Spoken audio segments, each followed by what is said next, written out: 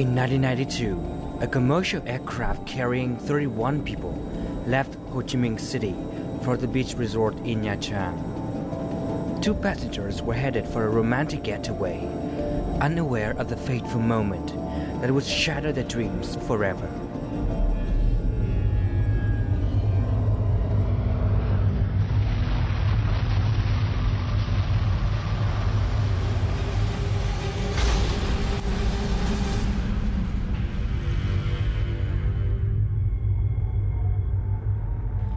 The plane crashed into a mountaintop enclosed by the Vietnamese jungle, leaving Annette Hurkins trapped in the wilderness as the sole survivor.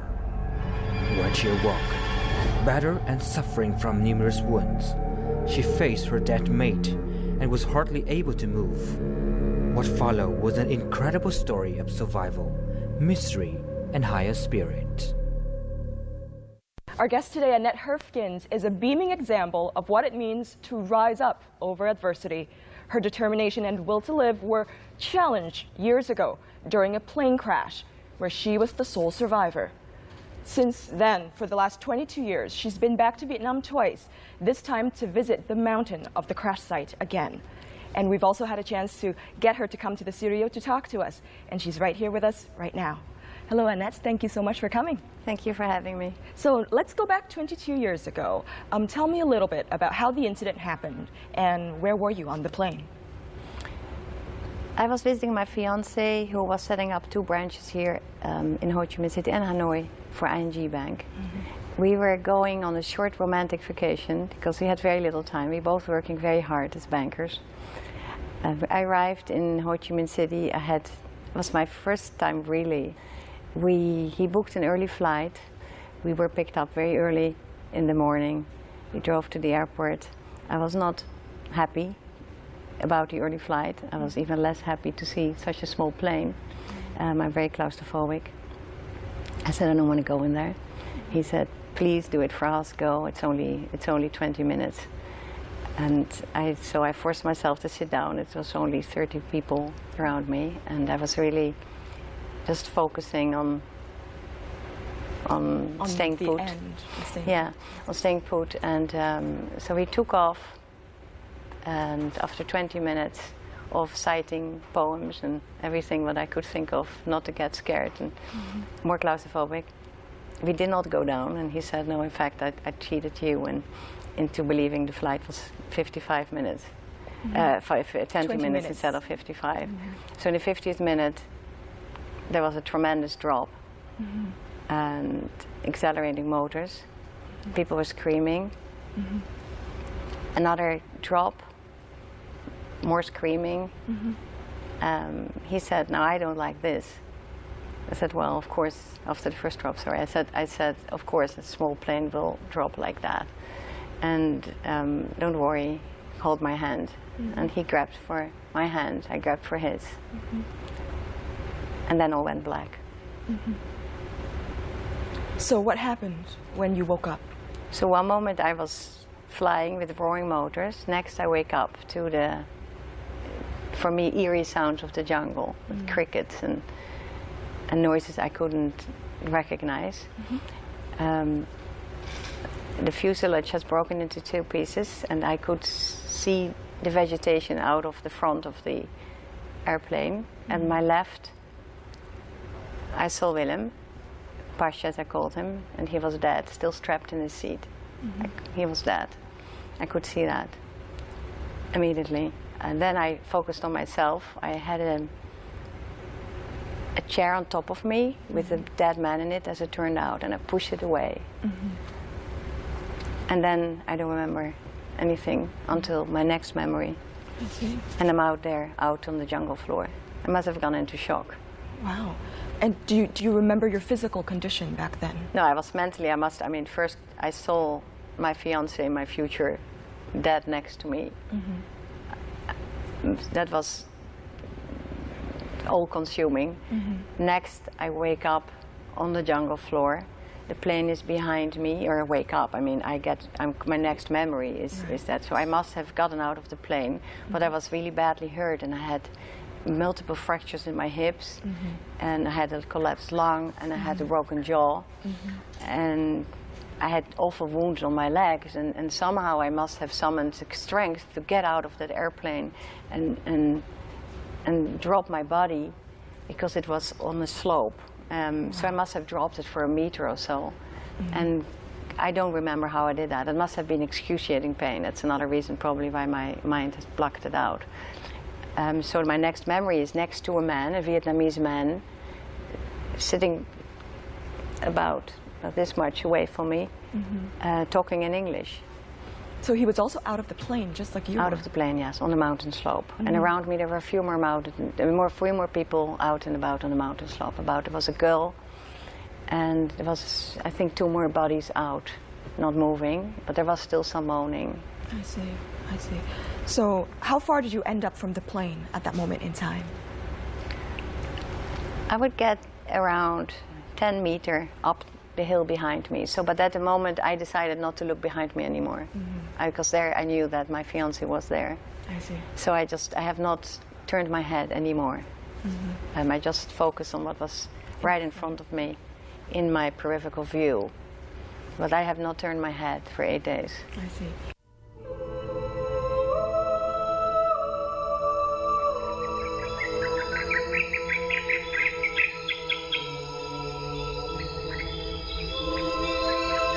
In the middle of the jungle, everything hurts. I can't move. My right foot is covered in blood. But the worst sight is in my shin. I can see the bone. 4 inches of bluish bone stick out through layers of flesh. Then I see Pasha across the aisle. He is lying in his seat, which has somehow flipped backward. He has a smile on his lips, a sweet little smile. He is dead.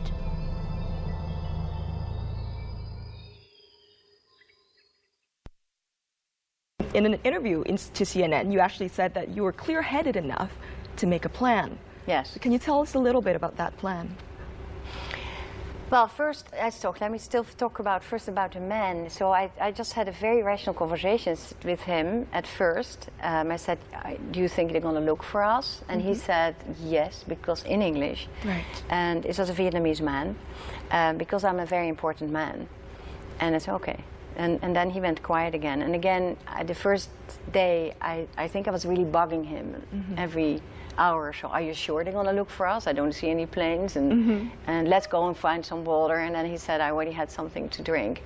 And then I noticed that I didn't have any more my wraparound jean skirt that I was wearing. I was sitting in my underwear, so I was embarrassed.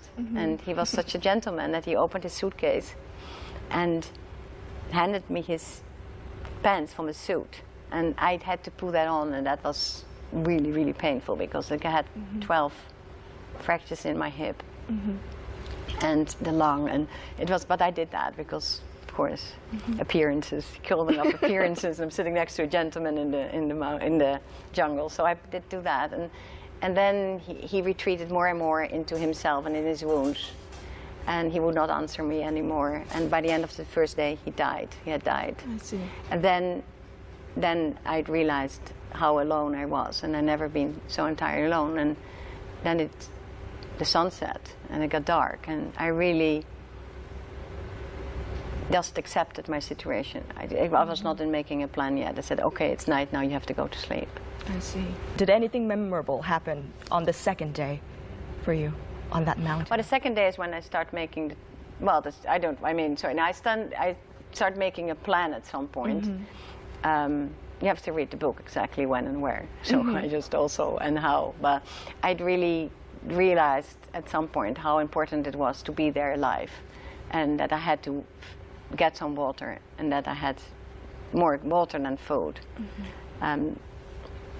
So I had to make a plan to get water, to get rainwater. And then I start moving. Also, the smell became unbearable. Right. And the man next to me was eaten alive by the insects, and I just had to move away from him. And that's when I decided to make a plan and get myself rainwater. So on the 8th day you were rescued. What were you doing? What happened before the 8th day? I think by day 5, 6, I got really more. What I did also in the earlier day, I focused on the beauty of the jungle instead of the dead. And the more I focused on that beauty, the more beautiful it became. And obviously this has been helped by the fact that I was hungry and I didn't eat. But the more I got more and more into that beauty, and it became a part of that beauty. And the more details. So it was really, I go looking more and more in depth at a drop of water on a leaf, on the flower. I was really focusing more and more on the little details.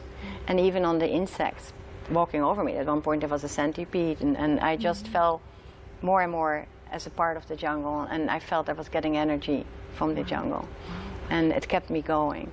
Was that something that you did consciously, or did it something that just came naturally as you started to let go and started to look at the jungle around you? No, I say first it was mind over matter, and then it was heart over mind. I see. It really, so I think by controlling my emotions and by controlling my mind, not letting it run off in what if scenarios, I was capable to listen to my instincts and to my heart. And then I really believe that. So let's go back a little bit on the several days before the 8th day. How did you keep track of time? Did you look at the sun? Did you look at night? Were you aware of how many days had passed? Well, at first the gentleman next to me had a watch, and I was looking at that watch every hour. Oh, wow. And that's why I said another hour passed and they're still not looking for us. And day 2 I did the same. But then when I realized I had to move away from him also to get the water, I just started to count night after night, day after day. I was counting the days. I had little else to do. So. And was your count accurate? Was your count accurate? I believe it was. The last 2 days might have been a bit blurred because I saw men definitely the day before I was rescued. And I saw men standing looking at me dressed in orange. And I was not 100% sure if I couldn't believe my own eyes, literally. And he got me back into reality more than anything. And then I started feeling my pain again. And I yelled at him in all languages that I could think of. But he was just standing there. And looking at you. And looking back at me and staring at me. And I was not doing anything. Right. So then, a rational person I am, I said, well, I must invent him. So I'm inventing people now. But at the same time, I did realize that I was back into reality because everything hurt so much. And I had to give up a little bit on this beautiful state of mind that I was before. So that was an open question for me.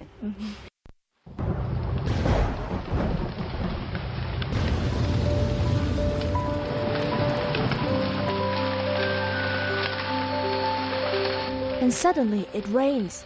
And how? It is that kind of hard rain that punches you. It strikes my wounds and it hurts my face when I turn it up with my mouth open. I almost gag happily. So much water I get to swallow. I move on my elbows. That hurts really badly. And my legs are broken. I have to pull my body along with my arms. I feel a stab in my chest, but I put all my life and my effort to get to the wing. Finally, I can reach right into the insulation material. The insulation could work like a sponge to suck up the rain.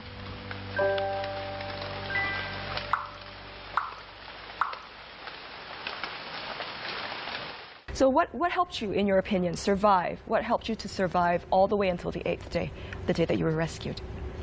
Listening to my instincts, surrendering to the situation, staying open for the suggestions of staying open and focusing on the beauty instead of on the dead. Exactly. It was a choice. Exactly. So let's recall how you felt when the rescue team came for you on the 8th day. Were you surprised to see them, and were you ecstatic to see them? Yeah, it was very matter-of-factly first, like, oh. But then when they handed me that bottle, at first they showed me a passenger list and I had to show out my own name. I had to. So I said Annette Harriet and said, okay. And then they handed me a bottle of mineral water. And that was ecstatic. That was, I have no words to describe that first sip of water. Right. That was the best thing you've had the best in a long thing time. ever.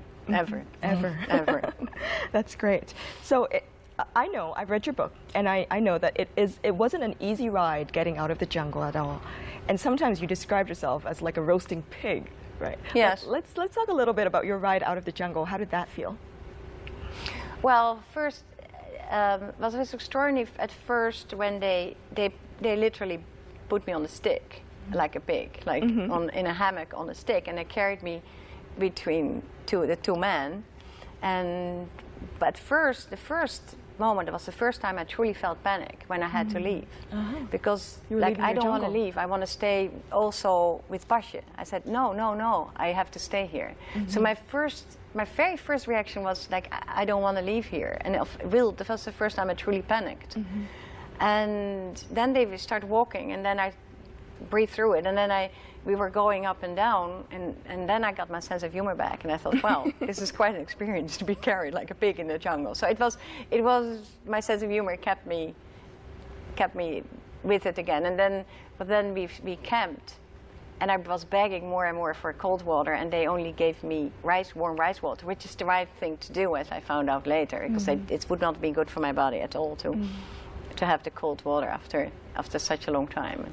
So they gave me warm rice water, and they made a fire, and they camped. But that was for me awkward, because everyone was talking very loud in Vietnamese, and I was hanging on that stick. And then they went into the tents to sleep.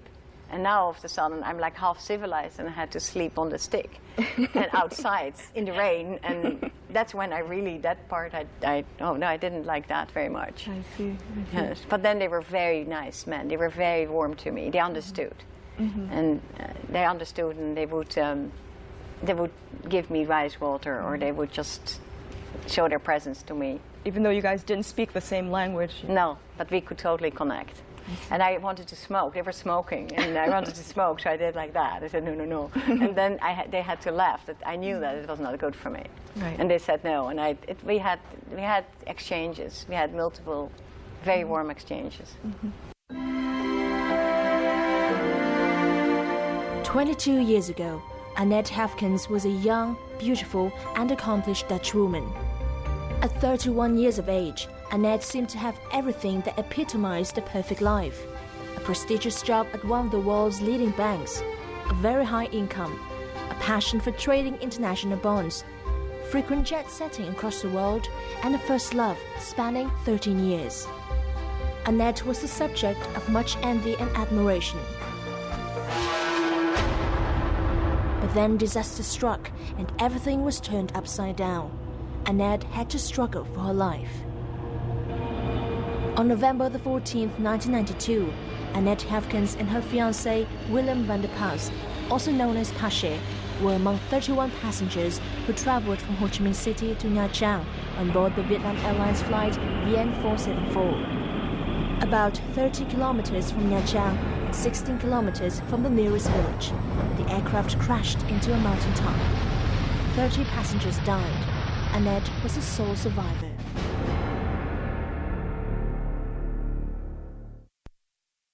How long did it take you to get back to normal life once you got back to the Netherlands?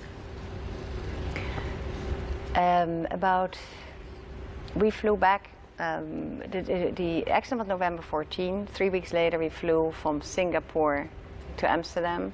It took about 3 weeks to put myself together, I think. I mean, I had all those fractures. Right. I had skin rafts. I had the jaw, where there was screws in my jaw that had to be removed, and I had to walk with that for another half a year or so. And I had to continuously have plastic surgery for those wounds, but I did fly back to Madrid. My first steps were on January 1st, which is 6 weeks later. And wow, that's a month and a half later. Month and a half, yeah, everything grew back together. I drank lots of milk. and then we flew back together with Jamie. He picked me up to fly back to Madrid mid-January.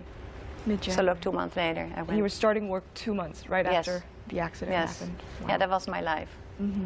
Yeah, you did say that you weren't willing to give up, your career, your life. That you still had. That's what I had left. Right. Yeah. Right.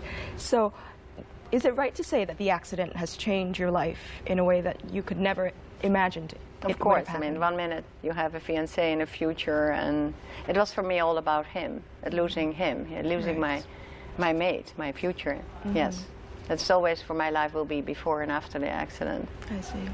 So how do you view the meaning of life, or how do you just view life in general after the accident? After the accident, I just took it the same as it was before, like shit happens. Right. And it happened to me, and I had to, and I didn't feel so different than other widows. For me, it doesn't matter how he died. The fact that he died was Exactly. most important.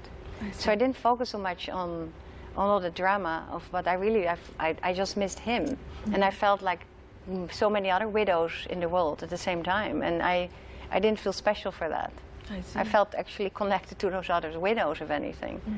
So for me, it was being widowed.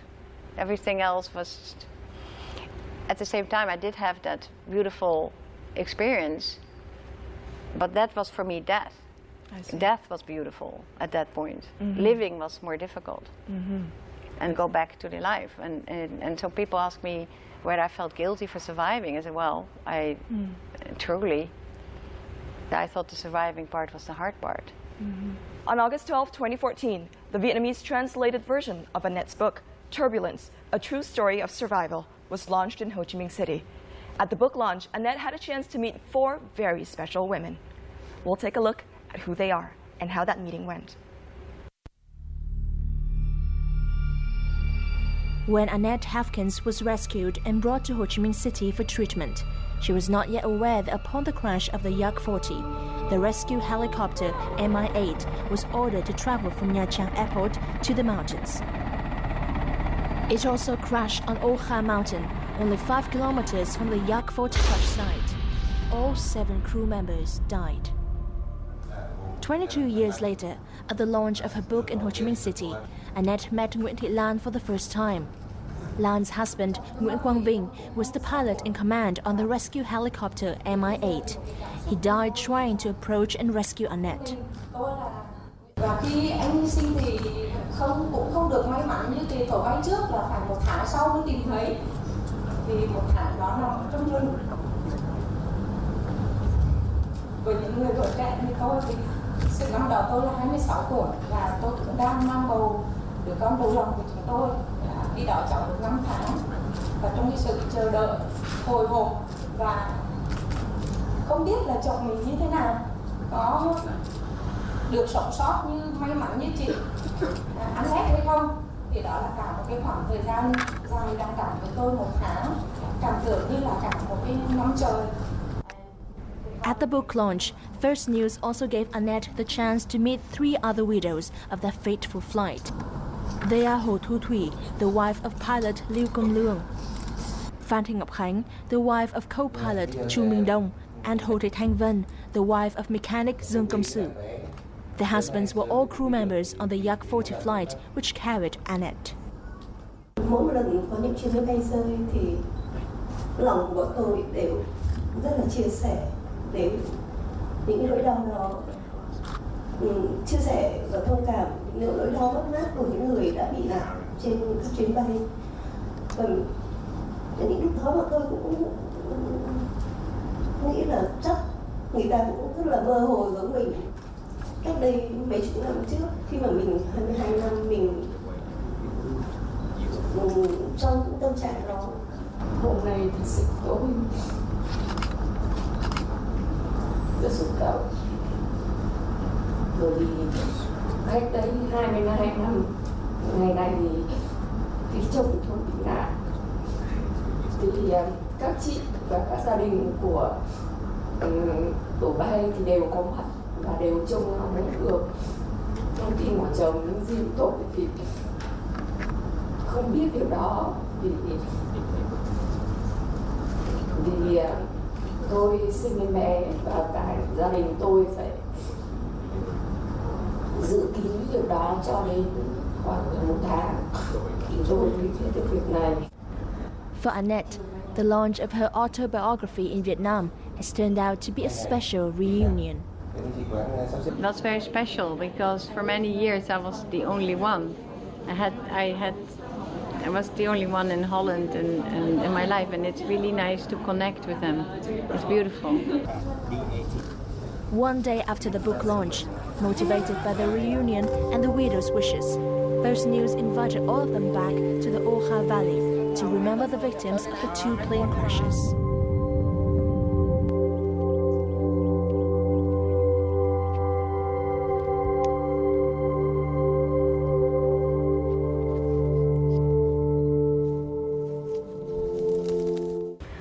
Annette, so tell us a little bit about your meeting with those 4 women and how did you feel? I felt a bit confronted and overwhelmed, but at the same time I did see the meaning in it, and I'm really happy that we did it, and really happy that we had the opportunity to connect together. So I have to ask you a question. So how did you actually hear about the fate of MI8, the plane that came to rescue you? Only when in 2006, when I came back to Vietnam, there was a lot of misinformation. My rescuer thought that I had died. My rescuer thought I had not made it at all. That they didn't know that they had rescued my life. I did not know. Never knew there was a helicopter. And there was people mentioned it. They said there was a helicopter looking for you. I said, well, I never saw a helicopter. I don't believe so. So it was for me totally new news when I came back in 2006. And had I not made that trip, had I not overcome those fears, actually to come, I would have never known. I see. So let's talk a little bit about your book. It was published in 2014 in America, in the US. So what took you so long to write it? Well, it was more something that people always were expecting from me and suggesting to me. You have to write a book, you have to write a book. I took it more as a duty, as a civil duty, because I did really feel that I had something important to share. And I sat down for a year. Every morning at 5 o'clock I woke up, and I wrote 2-3 hours before the children woke up. And then in the afternoon I would edit those pages. And then I had written, a year later, I had written about 500 pages and short stories. And then I thought, oh, somebody will get it, what it's all about, but they don't still. When I still had to, so I took another year, maybe, perhaps, and then I started re-editing, reorganizing all those pieces and shift them. And, well, writing is rewriting, but I still wanted it very much to go about my son as much as about the accident. Exactly. And I know that the public and the publishers and the newspapers are more interested in the first part, but I insisted to write about my son and compare an accident, which is like a stone in the water, and my son, who is a chronic situation, but he's also my teacher. He's therefore, because it's chronic, and that's what I'm trying to say also, as opposites, that the advantage and the disadvantages, and the disadvantage and the advantage is that the fact that he's chronic is, of course, worse, but also that's why he's a continuing teacher for me. And he's an angel. And again, that's what I wanted to communicate, that the same attitude what I had in the jungle, to focus on the beauty instead of on the dead, on focusing on what is there in my son and not what I should have been, and not comparing him to typical kids. Right. I realized what is there, and he's a gift, and it is just a matter of looking. It's the same as how you look at things. Right. And he's there, and it's a gift, and I really wanted to communicate that part to other parents. Please accept your child and see what's there, and not what you want to be there. So that's one of the messages that you want to send out to the parents. What about people who have not had kids yet? What about the general audience? Are there any other messages that you would like to convey through your book? Yeah, every situation, there's always the good and the bad, because that's life, that's the duality of life. And you always have an option where to focus. There's an option, and there's always an option to define it and redefine it as something that teaches you, that gives you depth, that connects you to other people. There is always, it's just a matter of defining it. At a book signing event at Chi Viet bookstore in Ho Chi Minh City, when an audience member asked Annette how to control one's emotions, she answered immediately. I think the world is too much like, cameras. I think that's not right. I think the opposite. I think you cry when you have to cry, but not on the camera. You cry at home. It was exactly this mental strength that helped Annette through the 8 days of near-death experience in the jungle of Oha Mountain. She waited 8 days for rescue to come after her flight had crashed and killed all the other 30 passengers on board. Cái điều truyền tải của cuốn sách mà tôi cảm thấy rất là tâm đắc nhất đó chính là cái sự nghị lực sống của cô. Khi mà gặp một cái tai nạn rất là kinh khủng, khi phải mất người thân, khi phải trải qua những cái vết thương về thể chất, còn có những vết thương về tâm hồn của mình nữa. Cô vẫn cứ nghĩ rằng là mình không được khóc, mình phải làm quen với những cái khó khăn đó, làm quen với cả những con giòi bọ, những cái vết thương trên cơ thể của mình để mà có thể vượt qua. Khi mà máy bay rơi thì nỗi sợ hãi của con người đó là sự thật. Nhưng từ đó cô đã kìm nén sự sợ hãi để thành một nghị lực sống, để vươn lên, để chống chọi với cái chết. Và không phải là chuyện cá nhân của cô nữa, khi qua quyển sách này mà nó đã truyền cho chúng ta những bạn đọc, đó là về nghị lực sống phi thường và những ý nghĩ tích cực sẽ làm cho chúng ta đứng vững trước những nghịch cảnh của cuộc đời. Annette released her book Turbulence, A True Story of Survival in her country of residence, the United States, in February 2014. Right after the release, First News Chi Viet Company acquired the rights to translate the book into Vietnamese, thus adding a new entry to its Seeds for the Soul book list. Bản thân tôi cũng học được cô rất nhiều điều. Không nói chứ ít, nếu hay là không ước gì nó không xảy ra và chấp nhận nó như một thực tại và tìm cách lạc quan nhất để sống sót, để tồn tại và vượt lên. Và nên cô trở về với thái độ rất là tự tin, rất là vui và cô chia sẻ với nhiều người khác. Cô không bao giờ coi cô là nạn nhân cả. Đó là một cách rất hay của sự cho đi hơn là mong muốn được nhận. Annette's 300-page-long autobiography was translated by Andian within 1 month, during which the world was shocked by a series of tragic plane crashes. Như tác giả cũng đã chia sẻ, chỉ là trong những lần sang Việt Nam, trong những lần này sang Việt Nam thì hãy biết sống cho trọn với hiện tại. Thì tôi nghĩ đó là cái thông điệp mà tôi đồng cảm với tác giả nhất. Thì bởi vì cuộc đời thì ai cũng nghĩ là dài lắm, nhưng mà chỉ vì một tai nạn thôi thì nó trở nên chóng vánh vô cùng. After Vietnam, Annette plans to release the book in her native country, the Netherlands, followed by China and a number of other Asian countries, before launching a Spanish-language edition in South America. With her life story, she wants to convey a message of love, of gains and losses. I want to tell people not to fear, because if all fear is rooted in death, you might as well not fear. Because my worst fears came true, and it turns out beautiful. The other worst fear, I always was afraid to have an autistic child. I somehow really was afraid of that, and I have an autistic child, and he turned out to be my Buddha, my teacher. He's my teacher, and he's a gift. So both my fears came true, and both turned out to be a gift.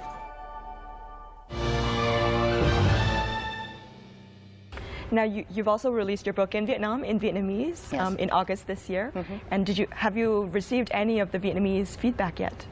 Yeah, I believe that it's well. I think the Vietnamese recognize the perseverance part, the against all odds, the making it under circumstances and difficult circumstances, because obviously they are the example themselves of such strength and under adverse circumstances. And the resourcefulness of Vietnamese people, the strength of Vietnamese people, it's very evident when you're here. So why did you choose Vietnam as the second country to publish your book after the US? Well, very much because of all those widows and lives that were touched by this crash, and the fact that people didn't know that I was rescued, that they rescued me. Some of them thought you were dead, right? Yes, after you most came of back. them. They all thought basically that I was dead. I see. And that's why I insisted on bringing my daughter as the gift of life that they gave us by rescuing me. So recently, the world has witnessed, some horrible plane accidents this year. What do you hope to say to the family members of the victims on board? but I feel for them because they don't know where the bodies are. Right. Or at least they have found some bodies now, of course, from Ukraine and transporting, but that part was really difficult to deal with for families, because you really need that closure. That is really true. You need that body of your loved one, and no, it's there. And so I just feel for them very, very much in that. And I feel for them. So during her trip back to Vietnam this time, Annette has brought her daughter back to Oka Mountain, the site of the crash in 1992. Let's take a look at their journey down that fateful memory lane. This is the second time in 22 years that Annette has been reunited with her rescuer, Cao Văn Hạnh. Hạnh was the person who discovered Annette near the crash site on the Oka Mountain in Khánh Hòa province. I'm so happy to see you. Thank you, thank you. I hardly ever cry, but I really feel like crying now. This is my daughter. Thank you for my daughter. Thank you for saving my life. Thank She's so big now. Do we look alike, right? Yeah. Thank you. Now 55 years of age, Cao Văn Hạnh was the head of the Sơn Trung Commune's public security force. He still clearly remembers the moment when he found Annette in the jungle. 4 anh em chạy lên bắt đầu là có một cây ngã, mà bởi vì là cái quạt máy bay á, nó chặt cây ngã luôn. Ngã. Bắt đầu là chúng bước lên rồi bắt đầu bước lên trên cây ngã. Bắt đầu thấy bà la, mình mới giật mình té xuống bắt đầu mình bò lên tiếp.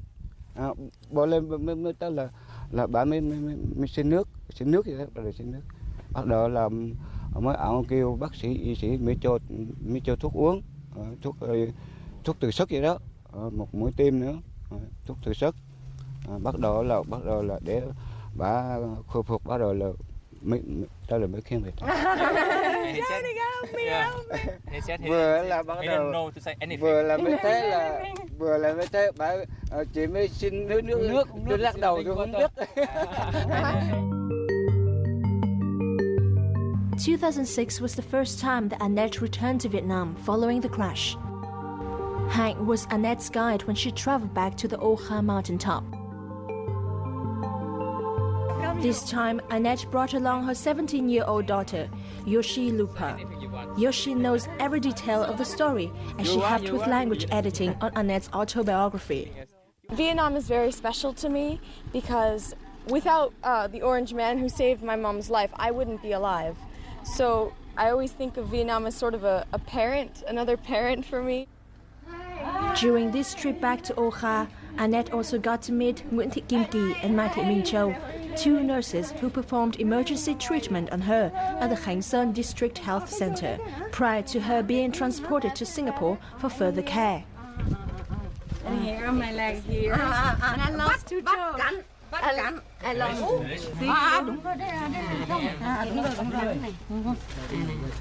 Hồi đó là cái chân này nè, sưng lên nè, rồi là bắt cắn đây nè, rồi là cắn đây hết. And I lost 2 toes. You see 2 toes. Đó, cắn đây luôn này, sưng hết cả cái chân lên luôn.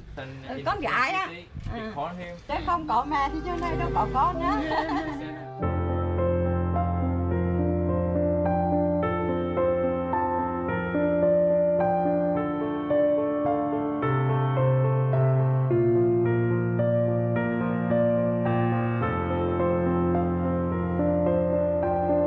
Annette returned to Vietnam in 2006 to remember those who died. This time, she has come back to honor the living and life. Vietnam is the country where I lost so much, but then again I gained so much too. I gained so much, and I feel now connected to the Vietnamese people. I had a beautiful experience on the mountain, a beautiful experience, a near-death experience, and dying was beautiful, and I took that with me. And then later I connected to my rescuers, and I'm so happy. Those 2 messages I want to my daughter, to connect this way and to connect this way. That's my message. Annette's daughter is also with us here in the studio. Hi, Yoshi. How are you today? Hi, I'm good. So tell us a little bit about your trip to Oka Mountain with your mother. Well, it was emotional and it was very surreal because this story I know very well. Even before I helped edit the book, it was a story that I always told to my friends because it was very cool. It all became very, very real for me to see the mountain and say like, wow, I said, wow, Mom, you were there for 8 days, and like looking at the same mountain, and it all became very real for me, and the book really came to life.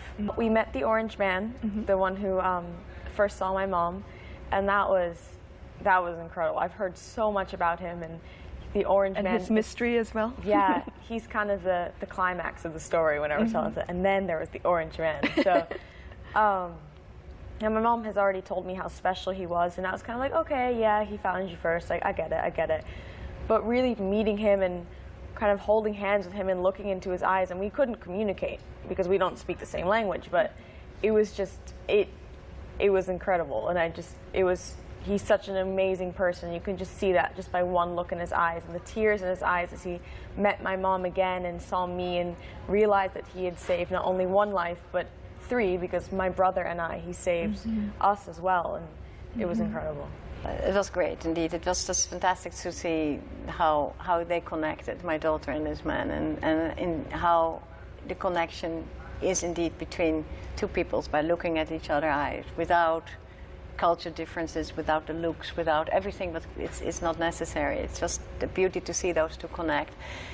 We also, when we happened to have a snack at a restaurant where the restaurant owner was one of my rescuers, and this was great to see him. And I met again the 2 nurses who last time, who straight went for my wounds again, who knew and where they were. It was so dear to see them, because I remember them so well, and it was the village right now is much more developed, and there's electricity, and there was no electricity the first time.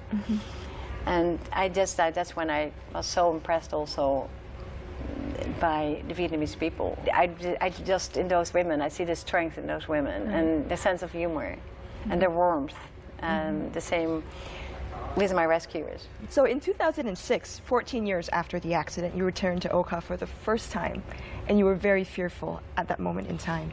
So why did you decide to return to Oka in 2006? Because I think I should. I always think I should. I again, also there were various reasons, also to really connect to these people who saved me, to really look them in the eye and thank you.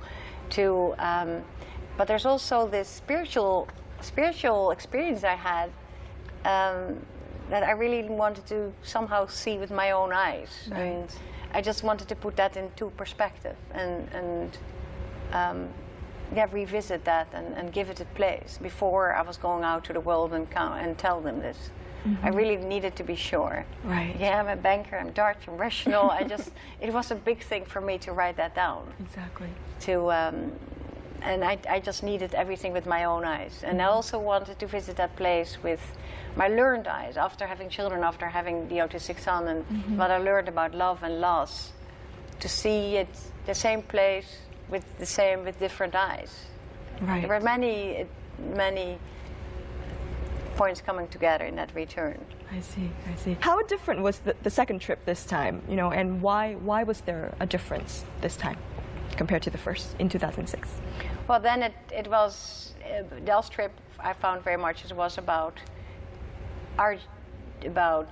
the people in that generation, and this time I feel very much it is the next generation.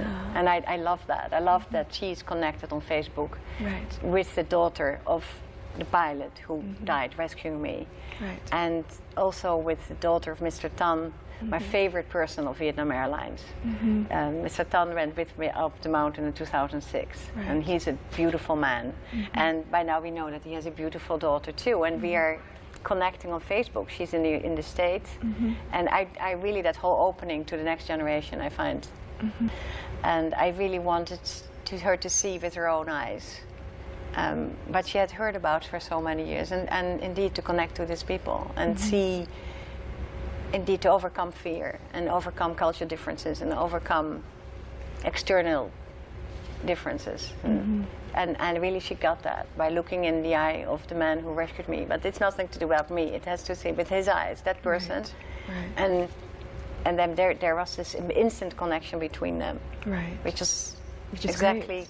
Why I brought her. That was the lesson. It's the connection is that an exchange of eyes. And you don't need the looks, the beauty, the external appearance of people. It's totally irrelevant. That's great. Thank you so much, Annette, for your inspiring story and also for your message this time in Vietnam. Thank you, Annette. Thank you for having me. And thank you so much, Yoshi. Thank you. All right. So to end today's show, I actually would like to hinge on the idea of luck and the lack of luck and their interplay, just as Annette has said just now. And I'd like to read you a quote from her book.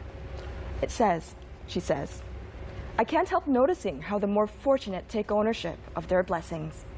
When they define, discuss, and judge the less fortunate, they seem to find a reason to hold the less fortunate responsible for their fate. If the fortunate would see the limitations of their luck, perhaps they would not judge or pity. They would be more compassionate. True compassion strips away superior-inferior feelings. Just flip sides, and everyone is up." Thank you very much for watching. We'll see you next time. Goodbye.